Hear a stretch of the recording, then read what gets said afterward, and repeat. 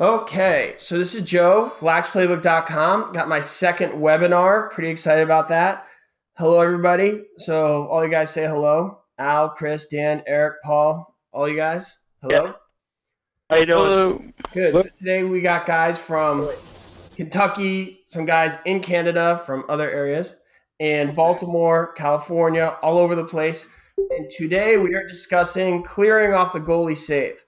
So for me, this actually happened last weekend.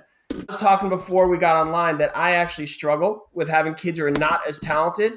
And I had the situation where the goalie made the save, the other team shut off everybody. And I was in that classic situation of, oh boy, here we go. And for me, one of the classic mistakes coaches make is yelling at the team, move, get open, move, get open. How many guys have heard that before? And you're looking at the coach, be like, dude, they don't know what to do. You know, you can yell For all you sure. want, but they don't know what to do. You know, and then the kids start running around in circles, and the coach is just screaming, move. So I'm sure you guys have seen that one before. Yes. So for me, the first thing I want to go over, and if you guys want to chime in, please do. I like to ask three questions here when I'm setting up my clear. Is where do we go after the save? What do we do after we get it there? And who is our first, second, third look? Do you guys look at anything else, or you want to add anything to that when you set up which clear you want to do or how you want to do it? Joe, I think the big thing is especially if it has to come from the goalie, is the fact that you are clearing. Somebody needs to communicate, hey, I say the goalie preferably, I'm clearing the ball, and he initiates that movement going forward. Okay. So Yeah, I mean, I always have the goalie make a call whatever before the game we decide on whether it's going to be break or go, or so that way we know that we're getting ready to transition. all right, so I would add that one. And everything I write here, by the way, is recorded, so I'm going to put it on YouTube, so we'll all be able to refer back to it later as well. So hopefully we can use this as notes to go over. And by the way, if you have a lot of background noise, please use the mute button so we don't hear it. Okay, so we got to establish that key term. We're ready to clear. Where do we go after the save? What do we do after we get there? And who's our first, second, third look? Anybody got anything else?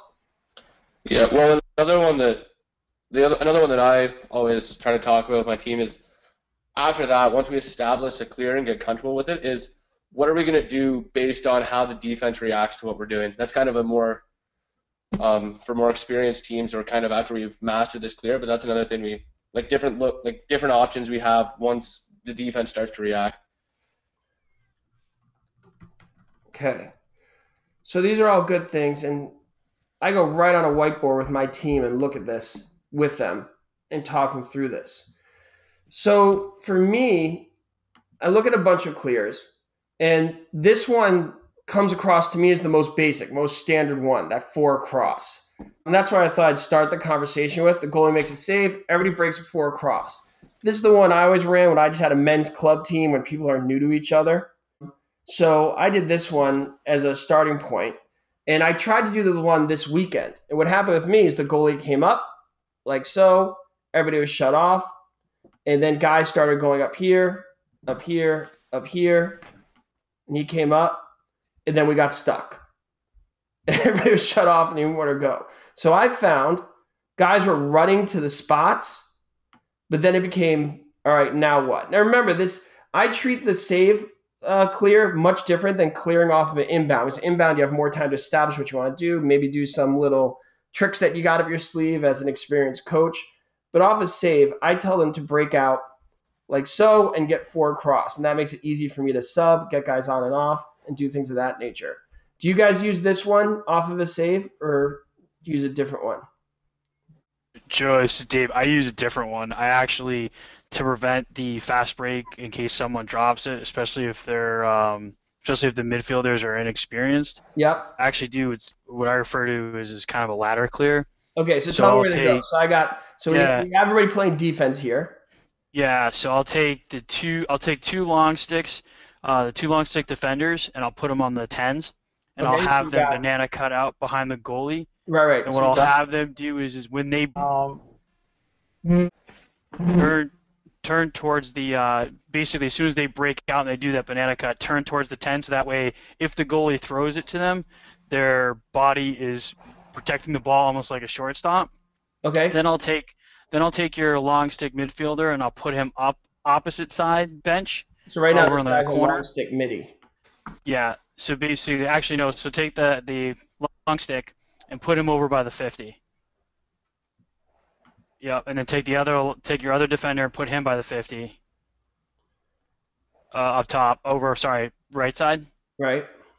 Yep. Then I'll take the midfielder, Yeah. put him right side over on the other side of the 50, right next to the pole, and then take him and then put the other midi there. So yours So looks a little more like this one. I actually drew it up earlier.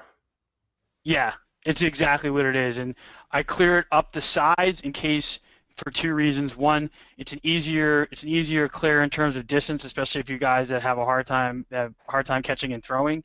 And the other part is that way I'm not turning the ball over in the middle of the field. If I do turn the ball over, it's towards the sideline, so hopefully it goes out of bounds.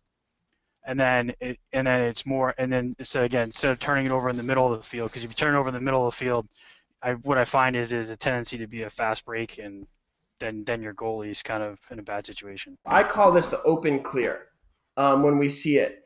So just to play devil's advocate with you on this one, I find this challenging if the other team throws a zone ride at you. Because now, if I have, we'll just use the M here, this guy over here, and then, they're shifting over. You're forcing that long pass, and to your point, not everybody can catch and throw that well. Would you use this against a zone ride? So if they make the pass here, which tends to happen, now we're forcing that long pass over to far side. Because I looked at this clear, and I said to myself, what if they run a zone ride? It kind of really nullifies and it forces this long looping pass all the way to the other side. So I'll be honest with you, Yeah. in terms of a zone ride, in terms of, again, kind of the age group that I coach is usually under 15. Yeah, You okay. usually won't see too much of a zone. I'll be honest with you. I'll be usually at that age, the attackmen are kind of lazy to begin with, so even getting them to ride is pretty much a challenge. So I find that to be easy. But in terms of if they were doing a zone, I probably would change the clear up at a halftime or a quarter perspective. Okay. So right now we have this one here. We have the one where we have all the guys across, and we have this what I call the open clear. So right now what we're establishing is the second question where I said, where do we go after the save? And I seem to get a lot of guys do X's and O's where they tell them where to go after the save. But it also brings up the question, this is where I always fumble as a coach and where I'm very weak as a coach, is what do they do now? Because everybody's like, V-cut, this, that. Because if everybody's getting a guy here, and if you're at the younger level, you may not necessarily love the idea of your goalie charging up the midfield, going down the center. So does anybody else want to chime in? And by the way, if you want to say something, you're not being heard, just write in the chat box and I could call on you like class if you want to do it like that. So what do you guys think now with this? What do you do now? So at the younger level, I tend to bring a midi back and do 4 across at the goal line because I need to get the ball in a midfielder's hands. Yeah. And then I send the long stick midi through the box, and I bring my best attackman over to shorten where the midfielder has to go with the ball. As we see a lot of drop back rides, and they're fine up until I usually have one defenseman who's got good enough stick skills to carry it, and the other 2 are liabilities. So we really try to put 4 middies and 1 attackman on the field. I mean 3 middies, short sticks, and an attackman.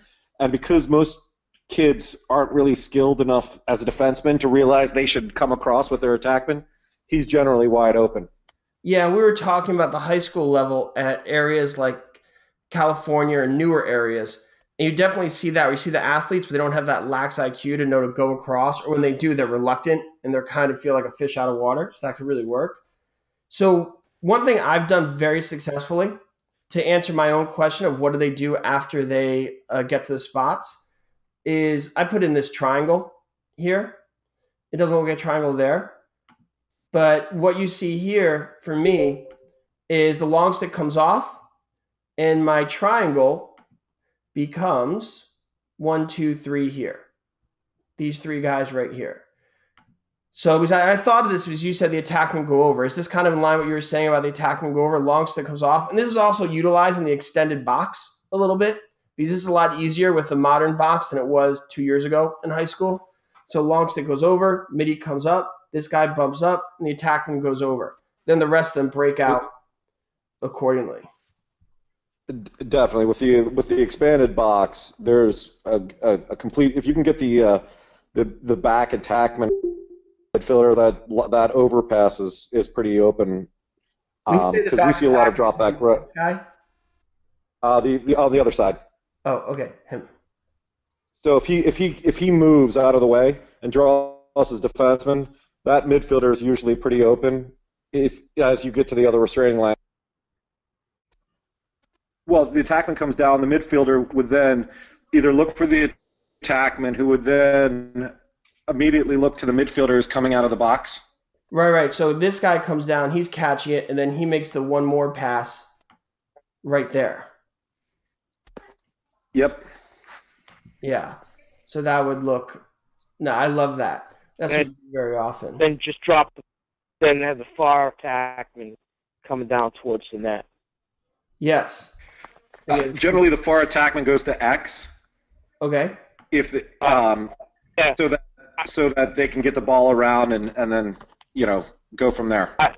I don't put him to X until I see the ball coming down, just because I want to keep him dangerous on the side of the net. Here, go little 3 or 4 yards up from goal line extended. So that way, if we get it, if it all breaks down and we get on the far side of the field where he was, so that way he can always just swing back under to get to X, but he's dangerous on this side, on the far side of the field for the ball. Okay. So I want to ask you guys my other question before is what do you tell your players to do after they get to where you want to go? So I had that triangle motion set up. They don't always get there. So I brought up the example before early on when coach would always say, move, yell, move. When all your guys are shut off and your goalie's looking scared and you hear that time going 10, 9, 8, 7, what do? One of the things you really want to try to avoid is to get to that point. And I want to go back a few steps, to your question, where do you get, where are you sending your guys or position on the field? And really that's what really, to me, is the start of the clear. Who is it on the field that you want handling your ball? And I think the goalie, and it's really clearing off of a goalie save. The goalie's the key guy in all this. And I'm getting on, 7th graders on right now, and even high school goalies need to really start perfecting the art of you've made the save, they're the make or break me guy. So, if we get down to this point and you've set up this beautiful ride, whether it's your open clear, your open clear, or you're going with the doubles and so forth, or even your triangle setting the attackman over. It's the goalie's got to set that tone, to that pace. So I don't want to get to that mode, but yes, you get to it in the game. Are the middies setting picks? For me, in most cases, I'm clearing out and getting the ball to your best athlete to get it over the midfield line, and then eventually, to get it in on that 30 count. So, Al, let me ask you. So let's go over what you do because you're a pretty experienced guy with all this. So I just set it up. Our guys are playing defense. If you could see my screen. Goalie makes a save. Walk me through where everybody go. Where you have one of the most primitive things we do is immediately the goalie has one look, and the first look is obviously off the shot. We send one guy towards the box side. Okay, so does it matter which guy? So I have my guys set up like they're playing defense here. Right. It really doesn't matter. The closest guy to the box is look one. So And it could be this long most stick here breaking out. yes, that long stick, he's going to the box side because he's going to be coming off so that you can get a substitution, an offensive player on the field. And whether that happens at the box, whether he goes across and now you have a clearing attackman, step over, but that's look one. Okay. And I Yeah. So just assign it, and what I do is I assign it right off the bat. Look one, our goalie makes a save, 1,000, 2,000. He's getting it up to that guy heading towards the box. And with the younger kids, even just getting that ball out and sending it towards the box side, it's just like I forgot the one gentleman talked about, how he positions his people on the field. If it's not a great pass, you're still pushing it up the field. You're still having a, up the field ground ball opportunity for that first look. Okay, All right? so while you're looking to him out the box, where are these other kids counseled to go? Or are they just all break the field? Right. So everyone's counseled to go to predetermined spots. The defensemen, low men defensemen are bananaing to the corners. Okay, and that seems, by the way, I just want to make a point for new coaches. That seems pretty conventional for all of us, is long sticks banana out. Yes. So that's like lacrosse 101 for guys who are new who are listening. Okay, sorry. Yes. So you were saying? So off the save, they're bananaing out. You get the long stick heading to the box. All right. You get an opposite side midi, the midi over there that you have by the 30 or 25. Oh, this I'm sorry. Right here. Yeah. He heads opposite and then starts heading towards the midfield line. There you go. All right. And then what we're doing is creating that middle space, that opening space down the middle of the field. That last long stick midi, he's heading straight up field. So you have look one, okay, and then it's a progression. It's just like in football, progression one, progression two to that other LSM, flying up field. Because a lot of times, what will those attackmen do? They'll hover down in the restraining box. Okay.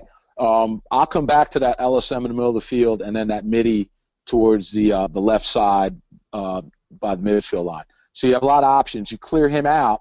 You're able to have the attackman now step over as the LSM transitions out through the box. So one, two, yes. So he's your one. Midi scan. The goalie scans across the field, looks for LSM 2.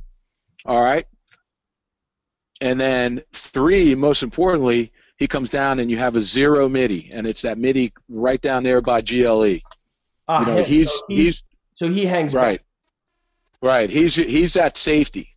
He's that safety. And if you don't have those first 2 looks, you get it to that short stick midi because that takes away any pressure from the close defenseman handling the ball. All right. But what I like to get our goalies, and this year I'm on a real big kick to get the goalies to push the ball. Goalie makes a save. The goalie is the 7th guy on that side of the field, and you've really got to utilize him. And one of the things I'm finding out, if you have a very active goalie, he's going to allow you to be successful. So get that goalie to start thinking 2-on-1. Let's create the 2-on-1. Where's especially your now right now? Just out of curiosity. So you got these. Well, actually, so your attackman, you have them way up, which in most cases I keep 2 down and keep 1 up. So send your attackman even down to GLE. Oh, okay. So you have them all the way down.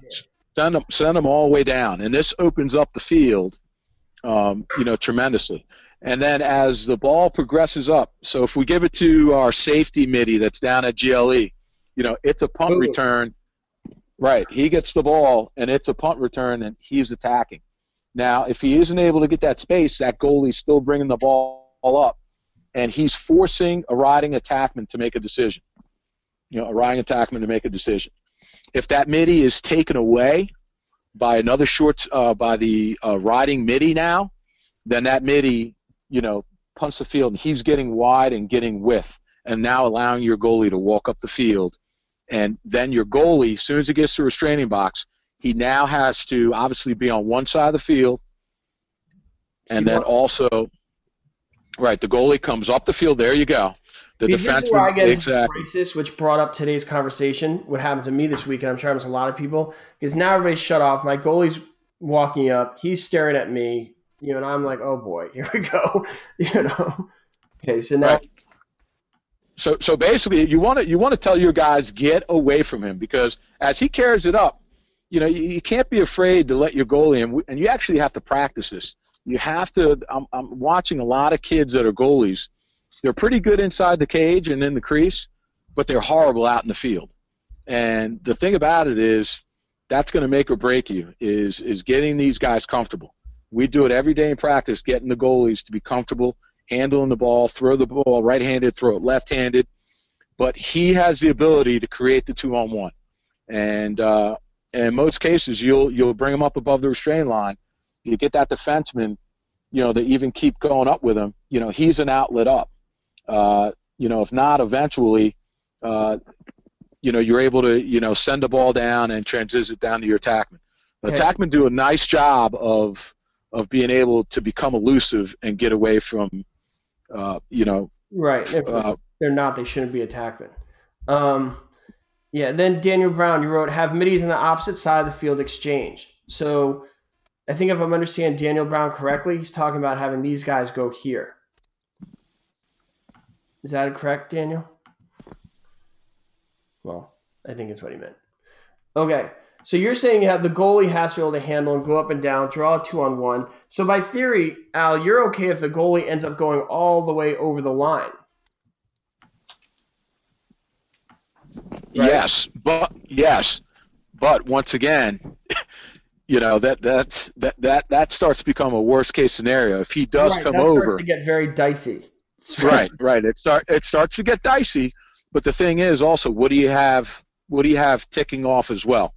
You have a 30-second count as well. It's really the goalie's ability to find that 2-on-1. And this is where I'm finding the coaching really comes in handy, because if you could get it to that midi immediately run up, or if your first look is there, great. But the problem comes in when those first and second looks aren't there. And then they shut off everybody else, or you're facing a zone ride and guys are passing back and forth. They don't know where to throw it. That's where I feel like I need to practice this spring. So what happens then? Because that's when I get into big trouble. Okay. Daniel Brown. And you get into trouble. So he. Sorry, is that Daniel? Okay. Sorry, Al. It's Dave again. Oh, David. What were you going to say, David? I was gonna say, do you any of you guys, what I've seen, what I tell my goalie to do is, in case maybe it's a tough ride or whatever, do you have opposite side attackman, or maybe the same side field attackman be the outlet? Like, if in case, I mean, to kind of use a hockey analogy, hey, if you're in trouble and you're really in trouble and you're getting ridden pretty hard, do you have the goalie, as kind of the concept of looks, do you have him kind of ice it to one end of the field, in case, like, if last resort and you can't find the 2-on-1 and you're strapped, put a attackman on the opposite side in the corner and you just throw it to that corner and then have the attackman go get it. So if I'm following correctly, I'm about to draw your clear. Follow me here. Woo! Yeah. Yeah, exactly. Yeah, if you have a guy that can actually throw it and he's getting ridden that hard, have that safety valve of, hey, at least throw it in that corner, kind of going back to what I was saying earlier. Hey, if it goes out of bounds, it goes out of bounds. At least it's a turnover on that end of the field as opposed to your end of the field.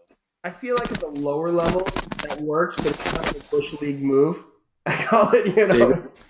It's kind of weak, but it works. David's right on. David's right on with that. It's just so. If it works, it isn't bush league. I know. Yeah. It's so frustrating. I'm doing a great ride, and some coach sends it, and then some little fast attacker runs it down. I'm like, ugh. Yeah. There's no IQ in that. The thing is strength.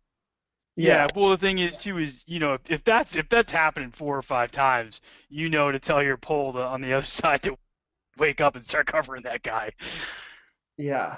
The other thing, when my goalie gets in trouble up in the middle here, we use the box, because what happens is generally a lot of confusion around the changing box. So the goalie's stymied here. I've got my guy here not stepping off yet, and when there's a little bit of confusion, that when my long stick's there, he's covered. If my goalie's stymied, I make the change right there, because what happens is they're usually not quick enough, and he's got a short little pass right there. I cheat him more towards the bench, my goalie. Okay. So that way, So that I'm way drawing he's correctly got a. here. So you're over here, So you're counseling them, go like this, then come back for it here and get it from your goalie. or just right when he steps out of the box to take a look for him. Okay. You know, we don't. I don't take the long stick midi off right away, because we may be in a defensive thing. But if he's getting jammed up, then the midi knows to come off. The offensive midi steps right on the field and takes a little dump. Okay. So one thing I haven't heard anybody say is V cut, which seems like that old school conventional wisdom. So we're here. Do a lot of you guys teach the old school just V cut back and forth with your guys? Kind of V cut, come to the ball, or V cut back to them. Kind of step up and go back to them like that.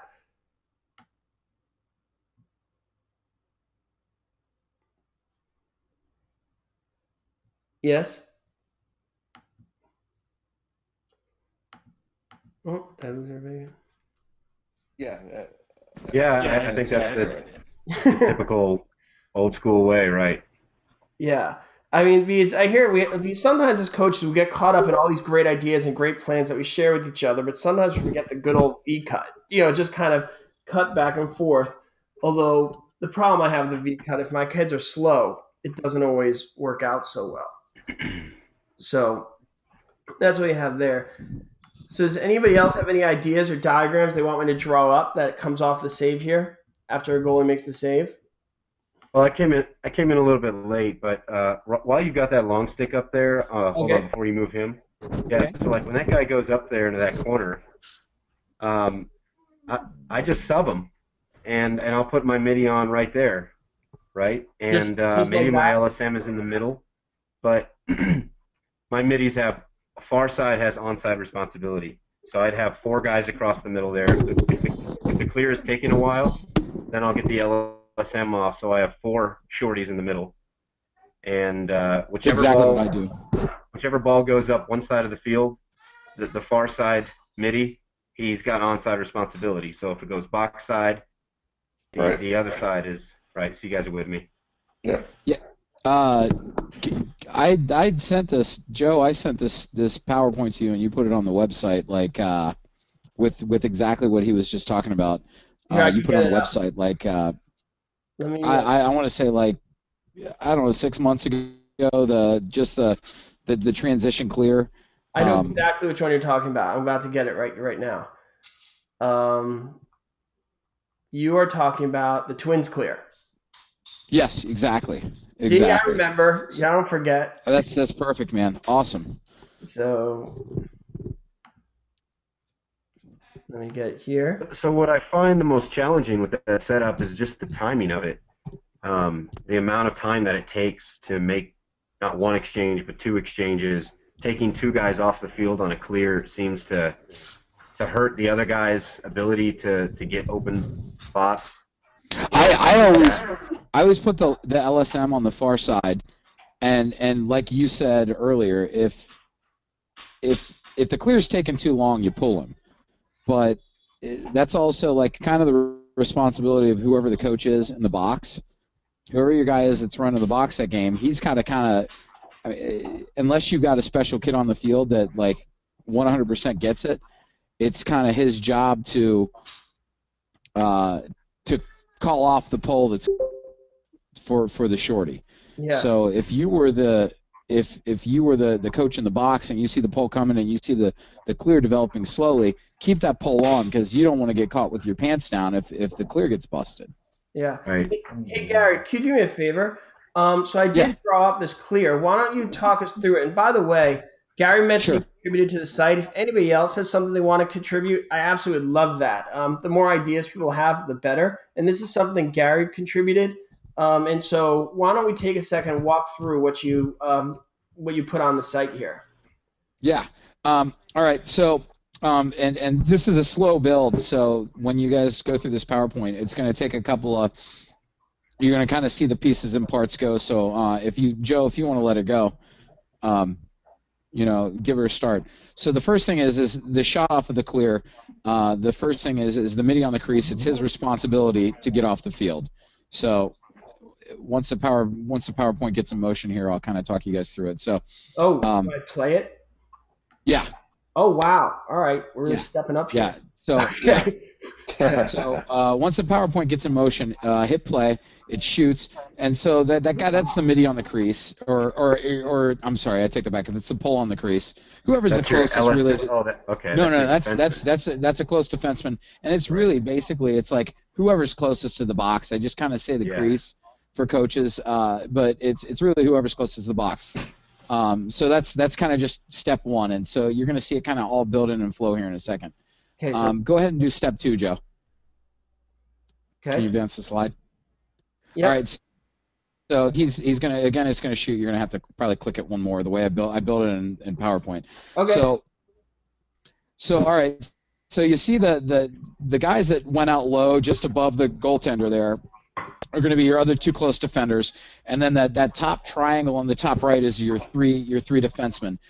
Generally, if you guys are looking at the very top of your screen, that LSM up there is he's your guy, or if it's a shorty even, that's your responsible onsides guy. He's the guy that it's his job to stay onside. All right, so let's go step 2. Let's bump it one more, Joe. Unless the All ball right, comes to him, or No. Like, if the ball goes opposite him, I'm sorry, I'm not being clear. So, and my PowerPoint says it. The midfielder that's responsible for being onside is this guy here.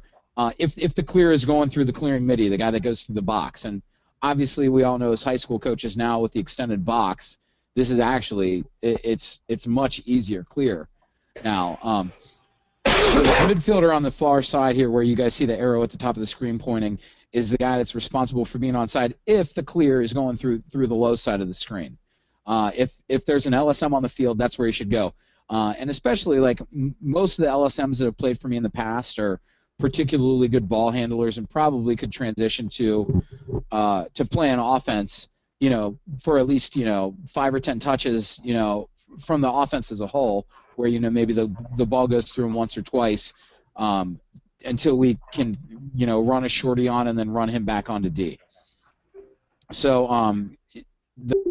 for the goalie is to look at the box.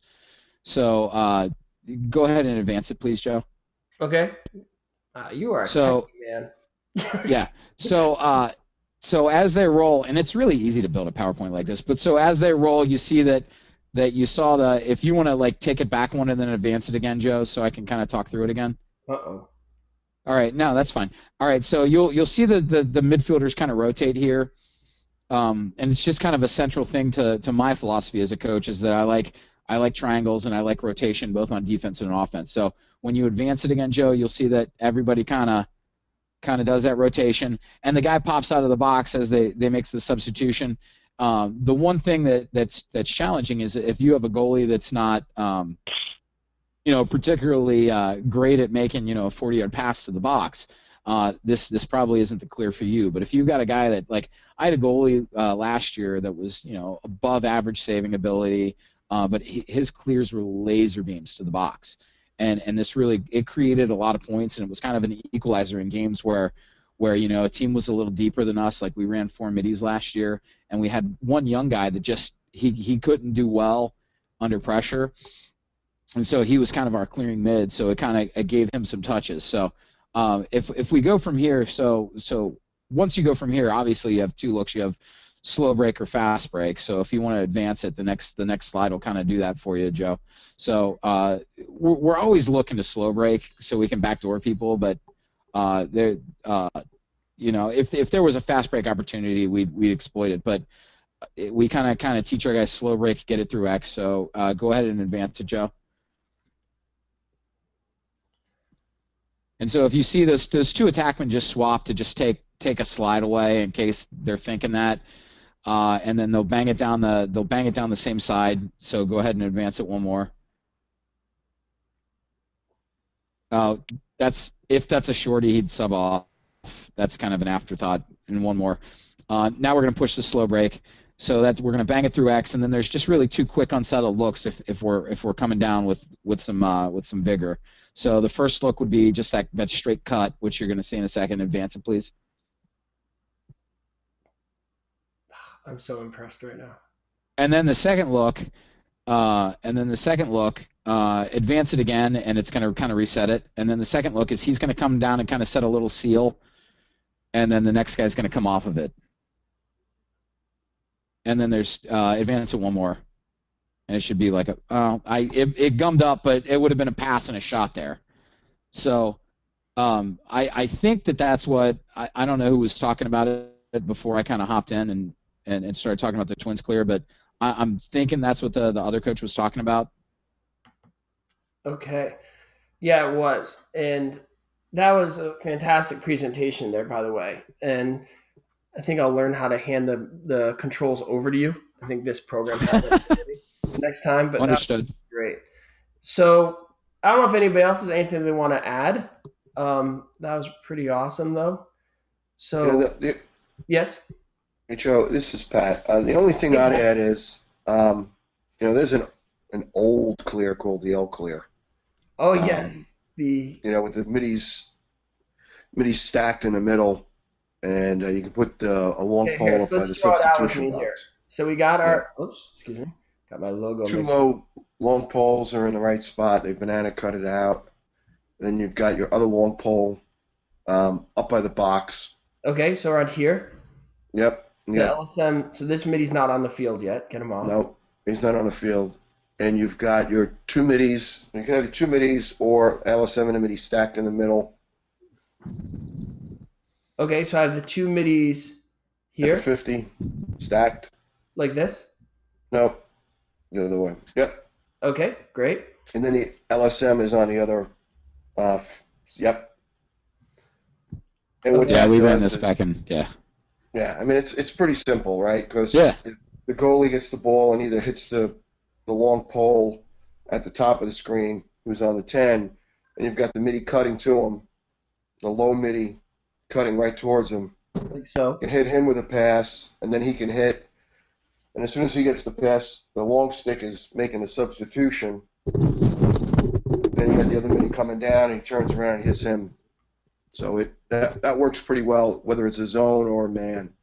I found that works out pretty well. It's amazing. I'm thinking that you're a genius, and I'm like, that's like the one we all learned, those of us who played 20, 30 years ago. Yeah, I was going to say. It's 35 years old, so that's right. Yeah, man, this guy's on it. He's revolutionary.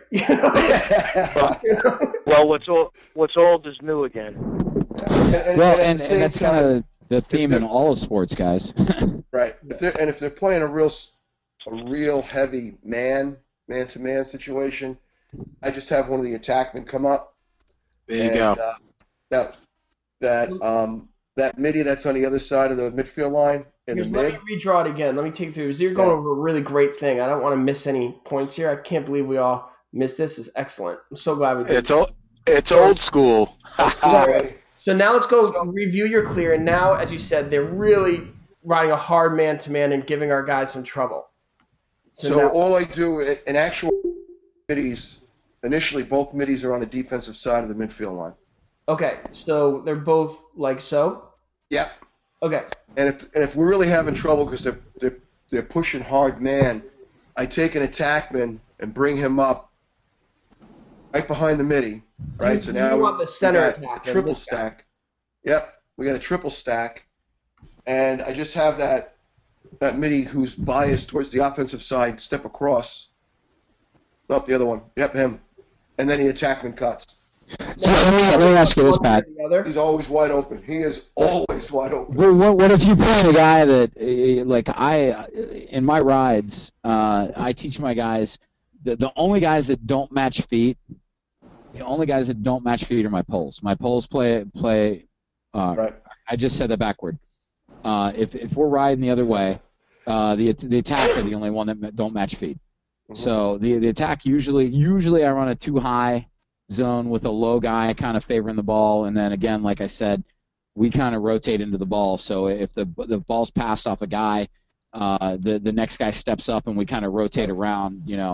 What do you got? What do you do if you're playing a team that's a real match feet team, especially like with attack, where a pole's going to follow that attack and a mid's going to follow a mid? What's your answer to that?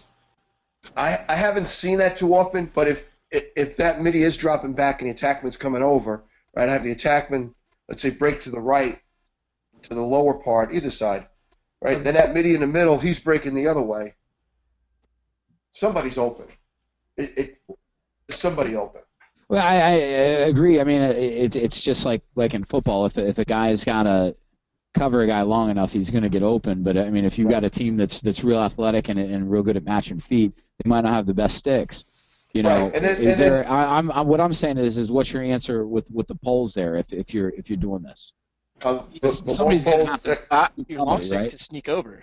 Right. The long poles can sneak over, and at the same time, if the goalie still has the ball and they're playing a hard man, it's probably somebody's open, right? We still have 7 guys. So if the goalie's not getting covered, he's bringing the ball up to about the restraining line, and that now we've got the 2 middies in the middle of the attack. There's basically a triangle there, right? Oh, there is. So they're going to be rotating around, and he's going to hit one of them on the fly. Yeah, that's that pressure type ride like that, matching feet, can only go for so long until it breaks. Until it breaks. I mean, I saw it last year. I mean, these guys in the MIA, they pressure the crap out of everybody. And you talk about matching feet and creating that kind of really one of the truest things I've seen and I just think just works is really opening up that field. So if they do try to pressure you, you're away from getting underneath them, and really having them pay for it. And but I love that old school clear that he just threw in, because those are little wrinkles there that folks you can't prepare. It's impossible to prepare for everything. I agree. Al, what do you think about this though? A team that's disciplined in that pressure ride, like those the MIA teams, and I haven't been out that way in 15 years to watch a high school game, but in my experience, those MIA guys, when they're pressuring, they're always still pressuring, and their guys are still goal side of the guys that they're covering. So you're not going to get beat behind with those MIA guys if they're pushing out. They're not pushing out to get beat. They're pushing out with discipline. Right, and that's where the lacrosse IQ is so huge that you've got to we're building off of the basic block of the athlete. We tell our guys, I'm a big guy, a big believer in attack the middle. If you're going to put pressure on me, I'm going to turn around and have my guys put pressure on you, and that's attacking that defender, because at the end of the day, your defense is now transitioning to an offensive role when it comes to clearing the ball. So if you're going to sit back and it's like watching kids in football, do the Texas two-step. No, you got to step up and you got to step up and you got to step up and you got to fill in for that attack. Same thing with clearing the ball. You could set these situations up, but once again, I sit there as a defensive coach and try to dissect, what's my strengths, what's my weaknesses. Can I get away with my close defenseman having this many touches if I know the attack, it's a strong, hard-riding attack, the middies are matching feet, it's going to be very difficult to get them off. So what do you try to do? You try to burn somebody maybe at the box, at substitution box, someone cheats on. You get a little wrinkle of an attackman, maybe hovering the midfield line, and squeaking over. And then finally, if all things fail, and we talked about it earlier, hey, I'm dumping it. I'm dumping it in the corner, making it a ground ball war. Yeah. Right, making it a ground ball war, and going from there. And, just to back up, you talk about, hey, my goalie ran into that situation. Everybody's locked off, and now my goalie is way out of his comfort zone. He's at the midfield line. That's when you break him. That's when, hey, you tell your goalie, here's your opportunity. If you press it, someone's going to slide to you. And I tell you, I will go up and down if an attackman, his defenseman, slides a field, or you get a midi that slides a field, If you get slid off of, you better be there offering some help and be demanding that ball because, you're just a few steps away from getting a great shot or having a great assist. That's a great point, Al. And I think that the one max IQ that the kids miss is that when your guy goes and leaves you, a lot of kids kind of ball watch, and it's your job as the guy that is off ball to step to the space where the guy vacated. We call it hunting for the ball. Hunt for the ball. When we're clearing, you want to hunt for the ball, hunt back to the goalie. The close defenseman. Look, everybody in the country, you kind of cringe if you're close defenseman handling the ball, let alone, being successful with guys doing cross-field passes, and things like that to change the field. One other thing we talked about earlier is that LSM. These long stick middies are starting to become some of your best athletes, guys that can handle the ball. Don't be afraid, to leave them on the field just for that scenario itself. If you happen to get burned, they're going to be your guy to really control the top half of the field and get in case your clear happens to fail itself. Just talking about that too, I think a lot of mistakes a lot of coaches make while we're talking about the long stick middies is where they kind of throw a guy in there, and I think sometimes your long stick middie has got to be a smarter player than your three close defensemen because he's playing that transition piece so much, and I think a lot of times guys, coaches, especially inexperienced coaches, kind of throw that LSM out there, and he's got to be smarter than the guys that are playing the down low part most of the time because number one, everybody knows when the defense breaks down that the middies get blamed. So the long stick middies kind of got to be your second general. He's got to be the guy that's almost as well versed in the defense as your goalie is. But I couldn't agree with you more, Al, about that LSM he's got to be a guy that's a scoring threat. He's got to be a guy that can throw down and take it to the hole. Joseph, the biggest challenge we all have as coaches on this line is definitely challenge yourselves, because I try to do it with my club team, with the high school guys, is when these goalies make saves in practice, don't just blow the whistle, carry it all the way through the progression so that these guys are taking off, getting to their spots, and the goalie is really pushing that clear. Right, don't forget you're going to – right. Yeah. All right. So that's all great, and I want to wind it down now, and I want to really thank you guys. This one almost seemed like a better podcast than my other one because we're having a lot of great conversation as opposed to imagery, which I had with the offensive plays. So I want to thank you guys a lot for joining and participating. I'm going to do another one. If you guys have a topic you want to suggest, please do. And if anybody wants to contribute to the site, obviously I'd love to have any contributions. Hey, Joe, I just hit you with an email, actually.